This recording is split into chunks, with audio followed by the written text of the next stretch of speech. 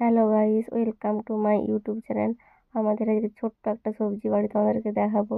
এই যে দেখতেই পাচ্ছ, খেটা শাক বোনা হয়েছে গ্রীষ্মের সময়। আর এই পাশে আছে পালং শাকগুলি খুবই কম আছে।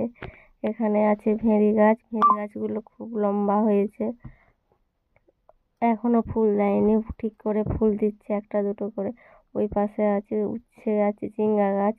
এখানে দেখো কুঁদরি গাছ আছে, ঝিঙে গাছ আছে। তার কাছে আছে লাল লোটা শাকগুলো দেখো কত সুন্দর হয়েছে বন্ধুরা, সব নরম নরম, এই মাত্র হয়েছে। এখানে আছে খসলা শাকগুলো অনেক দিনের, একটু বয়স হয়ে গেছে। এখানে আছে আরেকটা উচ্ছে গাছটা কেমন যেন হয়ে গেছে রোদের সময় তো। আর এখানে আছে নরম নরম পুঁই শাক, দেখো কি সুন্দর পুঁই শাকগুলো হয়েছে।